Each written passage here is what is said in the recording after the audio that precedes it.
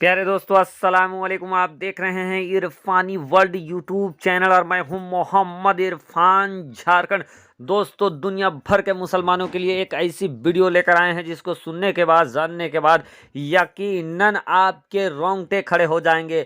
और दोस्तों, जो भी हमारे नौजवान भाई जो भी अपने वालिदैन माँ बाप के फर्मा बरदार हैं, उन लोगों के लिए खास ये वीडियो है, तो इस वीडियो को जरा सा भी ना देखें। दोस्तों, कैसे नाजिल हुआ कब्र में अल्लाह का आज़ाब, क्यों नाजिल हुआ कब्र में अल्लाह के आज़ाब, जब आप वीडियो देखेंगे दोस्तों तो आपके भी रोंगटे खड़े हो जाएंगे। और जो अपने माँ बाप से मोहब्बत करने वाले हैं, जो अपने वालिदैन से मोहब्बत करने वाले हैं, उनका चेहरा गुलाब की तरह खिल जाएगा। और जो अपने माँ के नाफरमान हैं, अपने वालिदैन के नाफरमान हैं, तो उनके लिए दोस्तों बहुत बड़ी घंटी है।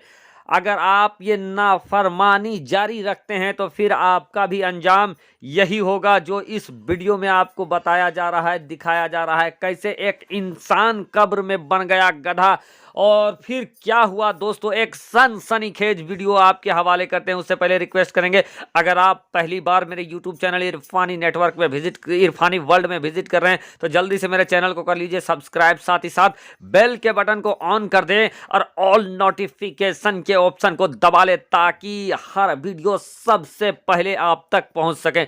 चलिए दोस्तों, वीडियो का आगाज करते हैं। दोस्तों, एक काफिला था और उसी काफिले के अंदर बहुत सारे लोग जंगल और दूसरी जगह पर दोस्तों तिजारत के लिए निकले थे। दोस्तों, बहुत जंगल, घना जंगल में लोगों का काफिला चलता जा रहा था और इन्हीं में से एक इंसान इस अपने ही काफिले से बिछड़ जाता है।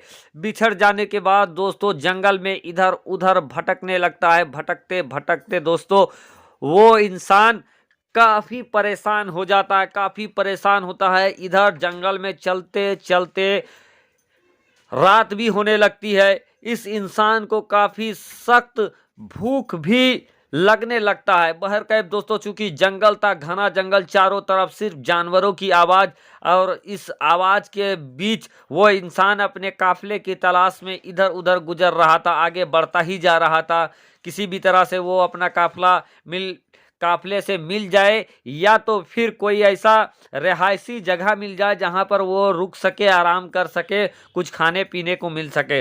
बहरकैफ दोस्तों, वो इंसान काफ़ी जंगल के अंदर चला गया। जाने के बाद देखता है दोस्तों कि बहुत दूर एक झोपड़ी नज़र आ रही है। जी हाँ, एक झोपड़ी नज़र आ रही है। जब झोपड़ी उस इंसान को नज़र आया तो उसको कुछ, उसके कल्ब में कुछ सुकून महसूस हुआ। उसको ये लगने लगा कि हो सकता है अब मेरे लिए कुछ राहत की खबर है, अब मैं यहाँ पर आराम कर सकता हूँ और जो जंगली जानवर होते हैं, दूसरे चीज़ होते हैं, इनसे मैं बच सकता हूँ और यहाँ निश्चित ही मुझे कुछ खाने पीने को मिल जाएगा।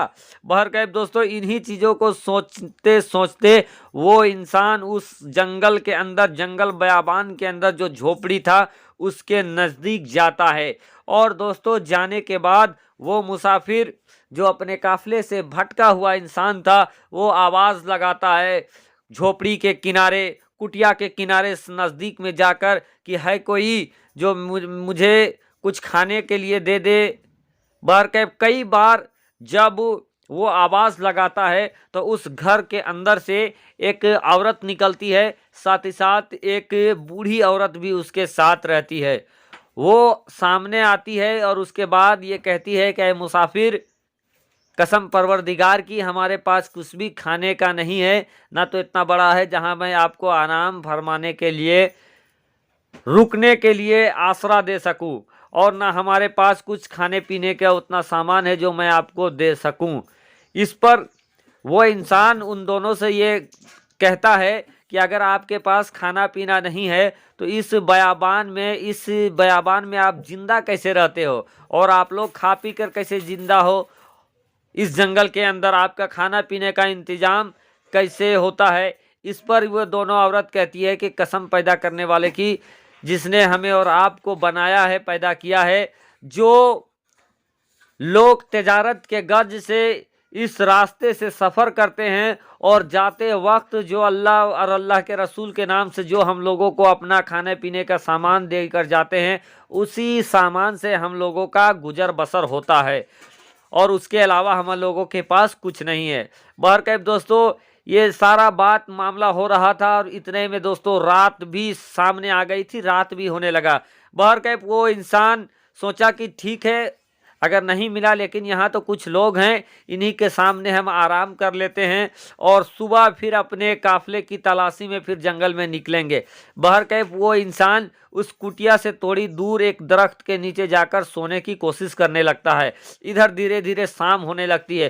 दोस्तों जैसे ही शाम होने लगती है और रात हो जाता है, वो इंसान सोने की कोशिश करता है कि उसको अजीबोगरीब आवाज़ सुनाई देने लगते हैं। यानी जैसे दोस्तों जिस तरीके से गधा चिल्लाता है, उसी तरीके से गधे की चिल्लाने की आवाज़ लगातार उस इंसान को आने लगी। दोस्तों इतना हैबतनाक वो आवाज़ था जिसको सुनकर ये इंसान रात भर नहीं सो सका। और जब रात भर नहीं सो सका दोस्तों, तो जैसे ही सुबह नामूदार हुआ, सूरज निकला, वो इंसान उसी आवाज़ की तरफ जाता है। और जब उस आवाज़ की तरफ वो इंसान जाता है दोस्तों, तो जाने के बाद ये देखता है कि एक कब्र है और उसी कब्र में गधे की आवाज़ सुनाई दे रही है। गधे का जैसा एक इंसान है और वहीं से आवाज़ आ रही थी गधे की। दोस्तों जब ये हैबतनाक ये मंजर देखता है वो इंसान, तो काफ़ी सहम जाता है और सहमने के बाद वापस आता है। और वापस आने के बाद उसी कुटिया के सामने आता है, फिर से आवाज़ लगाता है, जिस पर वो औरत कुटिया से बाहर निकलती है। और जब कुटिया से बाहर निकलती तो ये नौजवान कहता है कि रात में जब सोने की कोशिश कर रहा था, तो सामने ही इस कुटिया के सामने एक कब्र है, जहां गधे की बहुत ही हैबतनाक आवाज़ निकल रही थी, डरावनी आवाज़ निकल रही थी, जिसको मैंने देखा तो वहां एक गधा जैसा एक इंसान को भी मैं पाया, जो कि मुर्दा था, जो दफन था, कब्र था। दोस्तों वो इंसान कहता है कि वो इंसान कौन है, इसके बारे में आप हमें बताएं। इस पर वो औरत पहले मना करती है कि नहीं, आप इस बात को रहने दीजिए, लेकिन ये इंसान लगातार उस गधे की कहानी जानने के लिए, बात जानने के लिए इसरार करने लगता है उस औरत से। तब जाकर वो औरत कहता है कि ऐ मुसाफिर सुनो, वो जिसकी आवाज़ तुमने गधे की तरह सुना, वो कोई और नहीं बल्कि वो मेरा शौहर है और इस बूढ़ी औरत का बेटा है।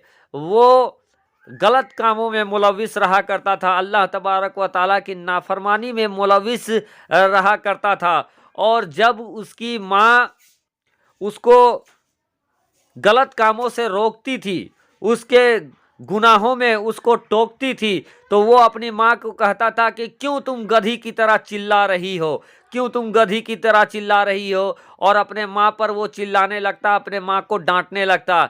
और यही हुआ दोस्तों, जब कुछ वक्त के बाद मेरा शौहर का इंतकाल हो गया और उसको इसी जगह पर दफन किया गया, थोड़ी दूर में कुटिया से। उस वक्त से, जब से वो अपने माँ का नाफरमानी कर रहा था, अपनी माँ को कहता था ज़िंदगी में कि तुम गधे की तरह क्यों चिल्ला रही हो, अल्लाह तबारक व ताला ने ऐसा आजाब दिया है कि वो रोजाना उसके कब्र से गधे की आवाज़ निकलता है, चीखने चिल्लाने की गधे की आवाज़ निकलता है। दोस्तों ये जानकर ये वो इंसान पूरी बात समझ गया। वो समझ गया कि ये इंसान जो अपनी माँ की नाफरमानी करता था, अल्लाह के फरमा बरदारी नहीं करता था और अपनी माँ को गधा कहा करता था, इसीलिए अल्लाह तबारक व ताला ने गधे का अजाब उसके ऊपर नाजिल कर दिया है और कब्र के अंदर वो गधे की तरह चिल्ला रहा है। तो दोस्तों अपने वालिदैन के साथ नरमी का मामला रखें, अपने वालिदैन के साथ नरमी का मामला रखें, चीखे चिल्लाए नहीं। वरना दोस्तों ये इंसान अपनी माँ को गधे की तरह चिल्लाने वाला कहता था। समझिए दोस्तों कि अल्लाह तबारक व ताला ने इतना बड़ा अजाब नाजिल कर दिया कि मरने के बाद उसके कब्र से गधे की आवाज़ आने लगी। तो आप तसव्वुर करें कि आप अपने वालिदैन के साथ कैसा बिहेव करते हैं।